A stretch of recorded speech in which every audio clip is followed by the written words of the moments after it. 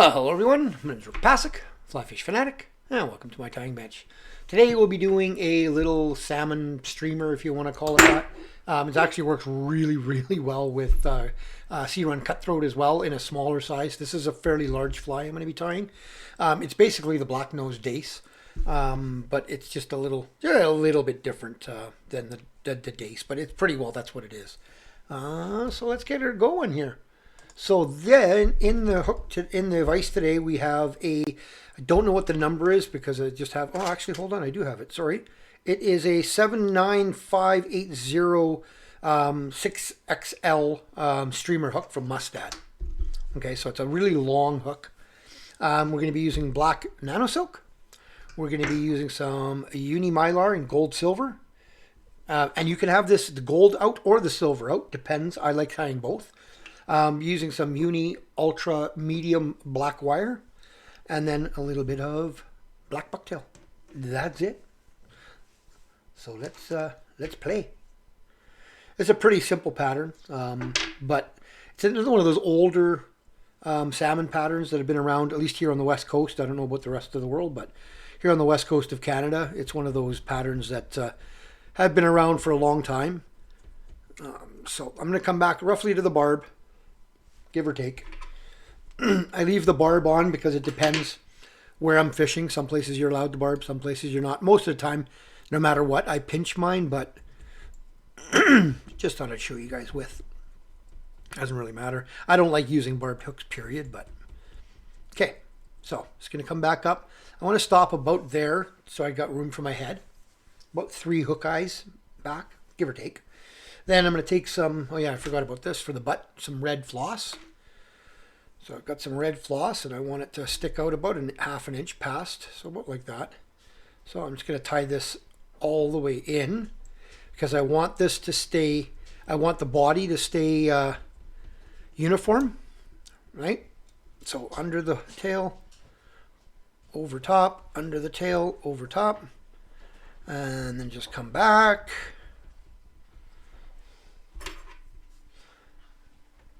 Actually, I could tie that off just a little bit further forward. I want to keep this, like I said, I want to keep just a bit on the front there for my bucktail and stuff, and to form a little bit of a head. You definitely want a predominant head on this one. One of the reasons it's called the black-nosed Dace. So on this here, I'm probably going to cut that just a little bit shorter, about like that. Good. Okay. Then I'm going to take a piece of that black wire. This is a medium. You can do it in a medium or a small. I like it on these bigger flies in a medium. If I'm going to be doing little smaller flies for cutties, which would be about half this big, I would obviously use a small. Don't want it to overpower. So I just laid that in on my side, tied that in all the way up, all the way back, sorry. Now I'm going to take a piece of the silver.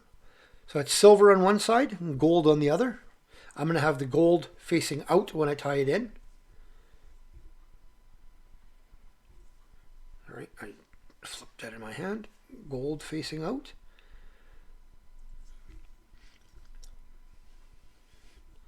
Because that way when I start wrapping, the silver will be out.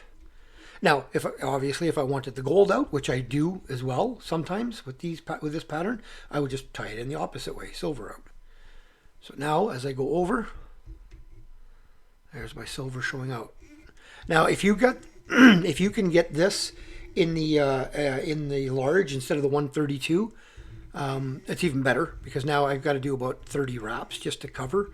If you can get the wider, even better. And if you don't have this, use silver hollow tinsel. That works really well as well. This is the more. So I just noticed that this thing is. Actually, I had my battery died on me, so I had to change it in the middle of the thing. So hopefully it's not going to be too ugly. And I just noticed that I wasn't overlapping here properly. So kind of good thing that my battery died, because I want to better focus that a bit better for you guys. Just wanted better wrapping. Like I said, like I was saying though, if you can get this in a wider or in a like the hollow tinsel is really nice as well. This is the more classic way of doing it with the straight silver, not with the hollow. I was going to get a little tough because of my big clodhoppers, and I left this a little short, but that's okay. Gives me a bit of room in the front here for my deer hair. You're not going to see this anyway. This tie off point here. So, okay. Could have cut that a little longer, but whatever.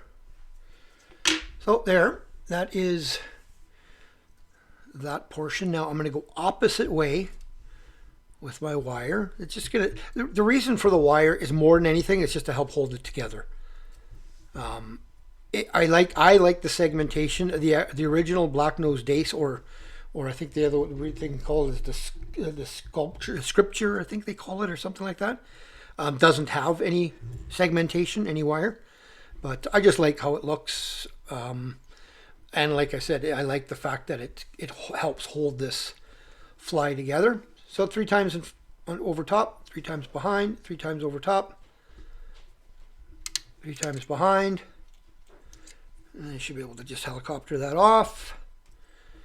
Just build up a little bit just to make sure I've got everything tied off nicely. There we go. So now, deer hair. This is the very tip. This is only a small piece. The very, very tip of a bucktail. I like taking these because I just find that they're straighter. It doesn't get that little curly cue like the old 80s crimping of the hair. Doesn't get that. So I'm just going to take a bunch like that. And the reason it's more than I need, but I'm going to be, when I stack it and then pull out all the underfur and stuff like that, I'll be losing some. So just doing it on my hand here so I don't bang the crap out of the camera. Okay, there we go. All stacked. So now I'm going to grab the very, very tip, and I'm just going to pull anything out that's short, anything out that's fuzzy. Same with the front. I'll hold it back here a bit. Actually, I think about there. Yeah, because you want about the length of the tail. So about there is where I'll hold it. And if I can pull anything out the front, and that's obviously too short. So I'm just going to cut it right about there. Right about there. Lay it in. And before I do that, add a little bit of wax. And then just going to lay it right up to the front there because I'm going to use the deer hair to help build the head. I don't want to go too far back, but about like there. And then the deer hair here will help build up that head, right?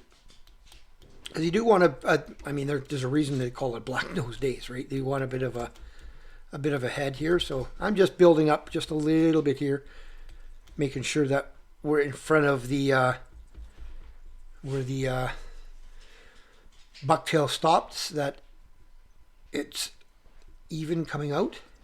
But like I said, you do want a bit of a head on this fly.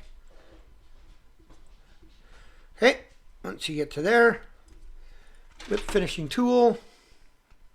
Now, if you wanted to, before I put the bucktail on, I could have put a UV resin over top of the whole body to help protect it, but that's up to you if you want to do that or not.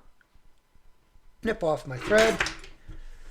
Take a little bit of UV resin here. You can use just head cement, but I do like the effect the UV resin gives. It gives that nice finished look, that head look, right? Don't put too much on, but you definitely want to have that nice finished look, right? That head. So I'm just letting it kind of settle down that way, and then I'll zap it. Now, the other thing you could have done, and I kind of accidentally did it on this one, is you see right there, you've got a bit of a red piece of the floss sticking out the front.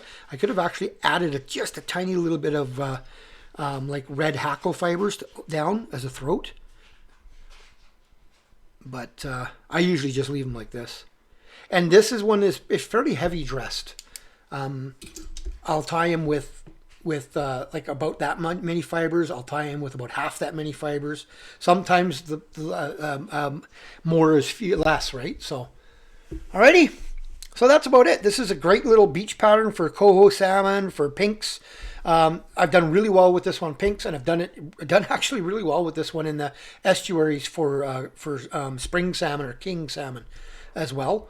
Yeah, and it's a simple pattern to tie, and like I said, if you do it in about half the size, half the length, and obviously half the size of hook, great cutthroat pattern. So, okay, hope you guys enjoyed that one. If you did, thumbs up. If you've subscribed, thank you. If you have not, please consider doing so. And go check me out. I'm now a pro staff with Sport Fishing on the Fly, so you can go to their YouTube channel and see my see other tying videos that I do for them there. They won't be on this channel. They'll only be exclusively on the Sport Fishing on the Fly channel. So, alrighty. Bad lines, everyone.